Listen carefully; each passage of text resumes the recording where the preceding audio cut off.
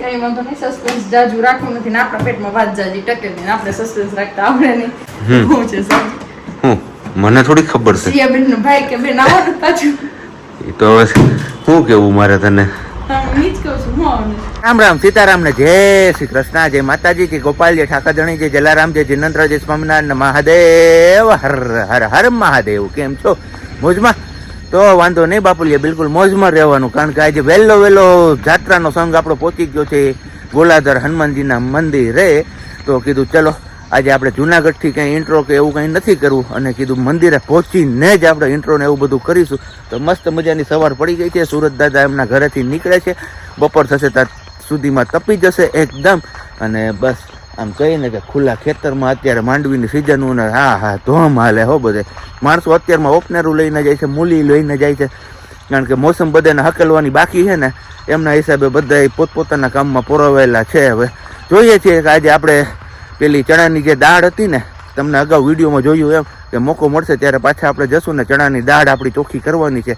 તો એ ચોખ્ખી કરવા માટે જ આવ્યા છીએ. તો હવે અમારા સિયાબેન ઉપર આધાર છે, સિયાબેન કેટલોક સમય સુધી ટકે છે ત્યાં સુધીમાં આપણે દાળ ને બધું હમું નમું કરીને પાછું આપણે રિટર્ન થઈ જવાનું છે જૂનાગઢ.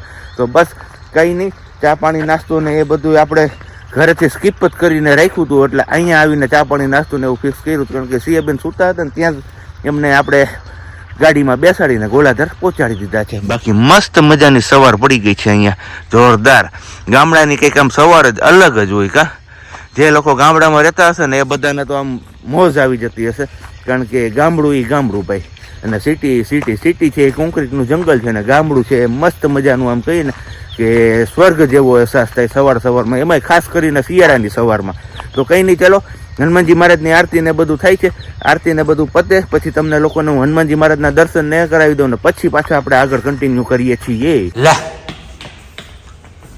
બધી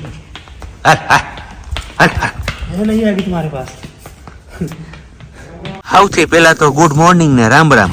ગુડ મોર્નિંગ ને રામ રામ ને જય શ્રી કૃષ્ણ. સારું છે ને ડાયરાને સારું જોઈને હાલો ડાયર કરાવો, બીજું શું ડાયરાને કઈ કા.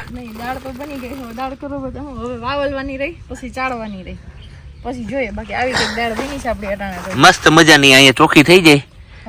કેમ લાગે એટલે ગામડે આ બધી સુવિધા મળી રહી, સિટીમાં સુવિધા ક્યાંય મળે નહીં, બહુ હેરાન થઈ જાય આપણે. વાવલવાની સાફ કરવાની થાય ને કઈ નહીં, પવન મસ્ત મજાનો છે, તારે સાફ હારી થઈ ગઈ ને સિયાબેન ને આરામથી ઊંઘમાં છે અત્યારે. હું એટલે કઈ વાંધો નહીં આવે. એ તો નીકળી જ ગયું, સમજી લે ને. હવે ક્યાં જાજુ રહ્યું છે કઈ?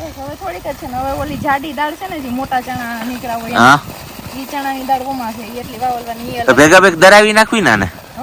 ચોખાનો લોટ ચોખા લઈ આવો એટલે ચોખાઈ દળાવી નાખી, ઢોકળાનું દળાવી જ જાય અહીંયા ઘંટી ઘરની. આપણે ક્યાં ઉપાડી છે એવું. બીજી એક વસ્તુ, કોઈ એવું કીધું હતું કે તમે મંદિરે જ જાવ છો, મંદિરે જ પડ્યા રહ્યો. મંદિર તમારા બધા માટે છે, મારા માટે મંદિર નથી. મેં આની પહેલા પણ કીધું અને અત્યારે પણ કહું છું. કેમ સાચું? બરોબર છે. તમારા માટે મંદિર છે કે શું છે? નહીં તો હું તમારા માટે આ જગ્યા શું છે? હા, હરણ કર. યસ, જે શબ્દ હું સાંભળવા માંગતી હતી એ જ વસ્તુ ધવલ બોલ્યા. તો બસ અમારા માટે અમારું ઘર છે એવું કહીએ ને તો પણ ચાલે. અમે મંદિર પછી માનીએ. આપણે તો હે ને અહીંયા જો ઈ વાવલે હે, અહીંયા સુરત દાદા પાછળ આવે છે, મસ્ત મજાનો શરદી હે આપણે તડકે, એવી મજા આવે છે એની વાત ના પૂછો. પણ આમાં નારિયેળીમાં કઈ નારિયેલ નથી રહેવા દીધા ને એનો એક અફસોસ છે. અને બાકી આમાં પવન જેવું કઈ નામ નથી દેખાતું મને, તો તને કેમ ખબર પડે છે આમાં બધી? હે, પવન જેવું નામ નહીં, પવન આછો છે, અને આછો પવન હોય ને એટલે આને હલાવતા ધીમી ધાર કરવાની હોય, અને એક જ જગ્યાએ ધાર કરવાની એટલે ફોતરો અલગ થઈ જાય ને દાળ અલગ થઈ જાય. એવું છે, એનો નિયમ હોય. હા, સારું લ્યો. અમારી હે ને મલ્ટીટાસ્કિંગ વાઇફ ને હે ને એક બાજુ રસોડામાં કુકર હાલે છે, બીજી બાજુ દાળ હાલે છે એની. અહીંયા સંભારો બની ગયો. હે, સંભારો બની ગયો. સંભારો બની ગયો, ડોડા મરચાં સંભારો બની ગયો, સલાડ બની ગયું. તો દાળ ભાત આજ કેન્સલ હો બધે. કેમ? બસ દાળ બાફી દો ને ભાત બાફી દો, વઘાર દેજે ને ખાલી. આ તો બાફી દો ભાત હોય તો. એ તો હોય જ ને, આવડી મોટી જગ્યા છે જો ને. તો છે એમાં ના. હા, આનથી મોટી સરકારી તો પછી દાળ બનાવવાનું કામ તો પૂરું થઈ ગયું, પણ એક નવું કામ આવી ગયું છે હવે પ્રજ્ઞા માટેનું. એ શું કામ છે કહી દે તો. ગાડીની ચાવી ક્યાં મૂકી દીધી ને હવે ખબર નથી. ના, અહીંયા અમારા સિયાબેન આવી ગયા છે નેચરલી વાતાવરણમાં, નેચરલ વાતાવરણ અરે એમને કીધું થોડુંક મેચ થઈ ગઈ ને તો વાંધો ન આવે. આપણે ક્યાંય બહાર ગયા હોય ને નેચરલ વાતાવરણમાં રહેવાનું થાય ને તો, કારણ કે રૂમમાં એને કંઈક ખાવામાં અલગ જ લાગે. એના જગ્યાએ કીધું અત્યારે આપણે ખુલ્લા વાતાવરણમાં ને સૂર્યનારાયણના તડકામાં તપાવીએ ઘડીક વાર એટલે વિટામિન ડી પણ મળી રહે અને સાથે સાથે બહારનું વાતાવરણ પણ એ થોડુંક ફીલ કરે તો એમને પણ ખબર પડે કે બહાર આવું કંઈક વાતાવરણ હોય છે. પણ હવે આપણું કામ એ છે અત્યારે ચાવી ગોતવાનું મેન, નહીતર પછી જુનાગઢ ધક્કો થશે, બીજું તો કાંઈ નહીં થાય એમાં. ઓલરેડી અત્યારે 12:30નો સમય થઈ ગયો છે ને ટાઈમ કેમ જઈને ખબર નથી પડતી. અને અહીંયા અમારા આમને છે ને જો આ બધું હકેલીને મૂકવાનું વેત અત્યારે મળ્યો છે, કારણ કે અમારા સિયાબેન જો ખાટલા રમે છે અત્યારે. મજા આવી ગઈ છે બહારના વાતાવરણમાં, નેચરલી વાતાવરણમાં, કારણ કે આ ઉપર છે ને એને બધું આ નવે નવું લાગે છે ને એ જોઈએ રાખે ને પવન જોઈ લઈએ અમારે જોવે કંસારનું દડાઈ ગયું. કંસારનું બાકી છે દડવાનું, ઢોકળાનું દડાઈ છે ને ખીચુનું દડાઈ ગયું. ખીચું દોડ જો પૂરું થઈ ગયું. આપણે નથી દોડવાનું વાંચે એટલે મને ભૂલાઈ જાય છે એની વાહ હું દોડવા માંડ્યો. અહીંયા આપણે આ સિયાબેન ને મૂકીને ક્યાં જવાનું હોય. આવી કઈક મોજ છે આપણી આજની. સન્ડે એટલે ફંડે બસ મોજ કરવાની છે હવે. અને હમણાં પછી ગાડીને નહીં કરાવી દઈએ, કારણ કે ઉપર છત આખી છે ને હવે ખબર નહીં ક્યાં ચરકી ગયા છે બધા પંખીડાઓથી હવા ભરી મૂકી છે છત. બાકી આજુબાજુમાં ક્યાંય વાંધો નથી એટલે કીધું હાલો હવે બપોરે ખાઈ પીને ગાડીને પણ તમારી નાખીએ આજે આપણે પાછી. જમી કરીને ફ્રી થઈ ગયા અને પાછા ખાટલે બેસી ગયા, કેમ કે અમને ખાટલો વધી ગયો છે.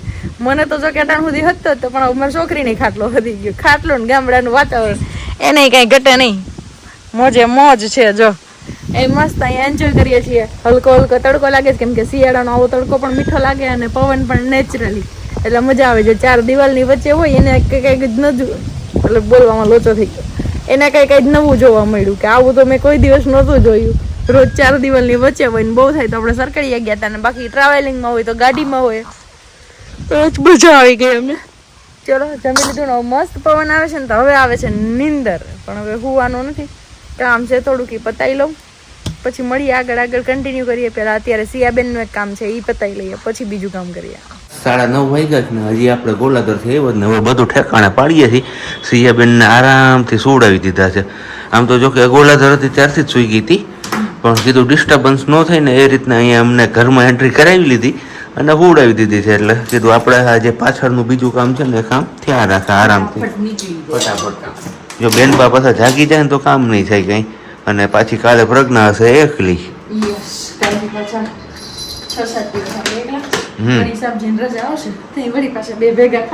હા, અને બાકી એક કોમેન્ટ્સમાં ક્વેશ્ચન બહુ આવે છે, એમનો આન્સર હમણાં તમને લોકોને આગળ અમે વિડીયોમાં શેર કરીશું. બહુ મોસ્ટ ઇમ્પોર્ટન્ટ ક્વેશ્ચન છે અને લગભગ અત્યાર સુધીમાં 2 થી 3 વાર એ ક્વેશ્ચન રિપીટ થઈ ગયો. તો કીધું ચલો આજે ફાઇનલી હા એટલે કીધું કે હવે એક ક્વેશ્ચનનો આન્સર આપી જ દઈએ, પણ એની પહેલા છે ને આપણે બધું જે હકેલવાનું ને બધું હકેલી લઈએ પછી આરામથી તમારા લોકો સાથે આપણે વાતો ગીતો કરીએ. નારિયેળ પાણી પીવાના ચાલુ કર્યો છે ને, હા મોસંબી જ્યુસ ને એના કારણે કદાચ હોઈ શકે. શું કેવું તમારું? 99% તો એવું હોઈ શકે છે, પણ પછી ખબર નહીં એ લોકો ક્યાં એંગલ થી એ ક્વેશ્ચન કરતા હોય. યસ, એ તો આપને બી નથી ખબર. વજન છે લ્યો તો જરાક. આમાં વજન છે એમ? હા તો લ્યો, હાલો આ વજન ઉપર લીધો, હવે ક્યાં મૂકવાનો? હાલો અહીંયા નીચે રાખી દીધા. હવે કઈ બીજું જોઈ લે. હા અમારે આટલું હોય ને હવે આટલું આમ કર્યું તો કદાચ તમને લોકોને આઈડિયા આવી ગયો હોય કે અમે કયા એંગલ ઉપર વાત કરવા માંગીએ છીએ. જો આઈડિયા આવી ગયો તો તમે કમેન્ટ્સ કરવા માંડો, અને બાકી તો આગળ હમણાં આપણું આ કામ બધું ફ્રી થાય એટલે તમને લોકોને કહી દઈએ કે ક્વેશ્ચન કયો હતો ને એમનો સાચો આન્સર પણ શું છે. પ્રજ્ઞાનું કહેવાનું એવું છે કે આપણે કંઈ વધારે વેઇટ નથી કરાવીને કામ કરતાં કરતાં જ એક ક્વેશ્ચનનો આન્સર પણ આપણે આપી દઈએ, કારણ કે કામ જેવું પૂરું થાય એવી આપણે હાથ પગ મોઢું ધોઈને પછી ફૂઈ જાય સવાર થઈ વહેલું. બરોબર? ઈચ્છા છે કેમ કે મારે એક ધારું પછી વધી ગયું કામ. એવું છે બસ હવે પાછી વળ તું વજન છે કરતી હોય જ્યારે હોય ત્યારે તો વજન છે તો વજન છે એમ નતો. તારે વજન વધી ગયો એટલે વધી ગયો છે એટલે જ વાત છે ને, વધી ગયો છે એ જ હું કામ વધ્યો છે નથી ખબર. આમાં જો ઓલું છે શું છે આઈસ્ક્રીમ દહીં ઓલું શું દહીં કેવું લીધું તો કેવું લીધું તું? તે મગાવ્યું હતું તે ગોટા વૈરા હતા. શું હતું એ દહીં? નહીં આલુ રાયતા. આલુ રાયતા મગાવ્યો ને આલુ રાયતામાં એવું નકરું દહીં એનું દહીં ને બાફેલું. એ જોજે આ ખૂણો લાગે નહીં હવે તને કહું વાંકું વળવાની ના હશે પણ કેમ કરું? બસ હવે વધારે કઈ લવન ઘરમાં એવા ખોટા કાંઈ અને ક્વેશ્ચન શું છે લવણ કરું છું. આ પડલે જે question આવ્યો છે એને અનુરૂપ જ હું બોલું છું. એવું છે. તમારી કીધી, હા. હો તો એમાં આટલું આપણે આમ કર્યું તો આ લોકો સમજી જ ગયા છે હવે કઈ વાંધો નહીં, સસ્પેન્સ જાજુ રાખવું નથી ને આપણા પેટમાં વાત જાજી ટકે નહીં ને આપણે સસ્પેન્સ રાખતા આવડે નહીં. 3-4 દિવસથી વિડીયોમાં કોમેન્ટ એવી આવે છે, કદાચ મે બી તમને આગળ કીધું એમ કે નારિયેલ પાણી બધું પીને એવું લાગે છે કે ભજનાબેન ફરી પાછા પ્રેગ્નેન્ટ છે. શું છે સમજી? હું મને થોડી ખબર છે સિયાબેન નો ભાઈ કે બેન આવો ને પાછું. એ તો હવે શું કેવું મારે તને હા, હું ઈ જ કહું છું. હું આવવાનું? એવું તો કાંઈ અત્યારે તો અણસાર નથી ભાઈ કે બેન ન થવાનું? અત્યારે કઈ અણસાર નથી પણ આ લોકોને કઈ રીતના ક્યાં એંગલ થી લાગે છે એ ખબર નથી પડતી નહીં, હું પ્રેગ્નેન્ટ નથી અને અમારા ભવિષ્યમાં કોઈ દિવસ સિયા બેબીનો ભાઈ કે બેન લાવવો પણ નથી. બસ અમારે એક દીકરી જોતી હતી ને ભગવાને અમને દીકરી આપી દીધી. બસ એ જ અમારા માટે ઘણું છે. અમારી સિયા એક જ રહેશે હંમેશને માટે. હવે એમ નહીં આપણે તો આન્સર આપી દીધો રેડી. તો હવે જે લોકો ક્વેશ્ચન કર્યો તો એ લોકોને આપણે ક્વેશ્ચન કરવાનો હક નથી બનતો. તો તમે ક્યાં એંગલ થી આ ક્વેશ્ચન કર્યા હતા? હા, તો બસ હવે તમે જણાવો કે ક્યાં એંગલ થી તમે એવું કીધું કે પ્રજ્ઞાબેન તમે ફરી પાછા પ્રેગ્નેન્ટ છો કે પ્રજ્ઞાબેન તમને પ્રેગ્નન્સી રહી ગઈ છે, તો ક્યાં એંગલ થી એમને લાગ્યું છે તમને લોકોને એ મને ચોક્કસથી જણાવજો. બાકી મને તો એવું કઈ નથી લાગતું અને એવું કઈ છે નહીં. તમને જવાબ આપી જ દીધો અમે કે અમારે સિયા બેબી માટે ભાઈ કે બેન કશું લાવવા નથી. અમારે એક દીકરી જોતી હતી ને ભગવાનને દીકરી અમને આપી દીધી. એકા છે તો અત્યારે 10 અને બસ હવે પ્રજ્ઞા અને સિયાબેન તો આમ તો જો કે ક્યારના સુઈ ગયા. પ્રજ્ઞા એનું કામ પતાવીને સુઈ ગઈ છે ને આપણું કામ થોડુંક હજી અધૂરું છે કારણ કે આ છેલ્લી જે ક્લિપ હું શૂટ કરું છું એટલું એડિટિંગ કરવાનું બાકી છે ને પછી વિડીયોને અપલોડ કરવાનું ને બધું કામકાજ બાકી છે. તો કીધું ચલો વિડીયો પૂરો કરીએ એની પહેલાં આપણે ડેઈલી તમારા લોકો સાથે મસ્ત મજાનો વિચાર શેર કરીએ છીએ. તો એ શેર કરીને જ પછી આપણો બ્લોગ પૂરો કરીએ. અને હમણાં છેલ્લા 2-3 દિવસથી આપણો બ્લોગ પણ બહુ નાનો આવે છે કારણ કે એટલો ટાઈમ આપણે ખાસ આપી નથી શકતા બ્લોગિંગમાં. તો એમના હિસાબે આપણો બ્લોગ બહુ નાનો બને છે. તો સોરી એ માટે તમારા બધા લોકોને હું દિલથી સોરી કહીએ છીએ કારણ કે ઘણા બધા લોકો એવા છે કે જે બ્લોગને મોટો જોવા ઈચ્છે છે.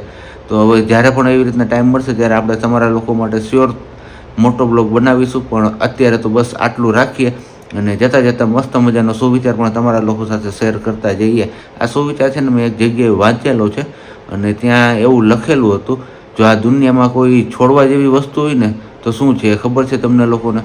ચલો જે તમને કોઈને ખ્યાલ હોય ને તો તમે નીચે કમેન્ટ બોક્સમાં કમેન્ટ કરીને જણાવી દો. નહીંતર આગળ હું હમણાં તમને લોકોને કહું છું કે આ દુનિયામાં છોડવા જેવી કઈ વસ્તુ છે ને એ તો કહી દીધું કે નહીં? ચલો હવે હું જ તમને કહી દઉં. આ દુનિયામાં છોડવા જેવી વસ્તુ હોય ને તો પોતાની જાતને બીજાની જાતથી ઊંચી દેખાડવાનું છોડી દો. તો એમાંથી છે ને આમ કહીએ ને કે આપણા 70-80% દુઃખ આપણા બધા નષ્ટ થઈ જાય એટલે કે નાબૂદ થઈ જાય. કારણ કે આપણે બીજાની સાથે આપણી જાતને કમ્પેર કરીએ ને એની સાથે ઊંચા દેખાડવાના પ્રયત્ન કરીએ છીએ ને એમાં જ આપણે વધારે દુઃખી થતા હોય છે.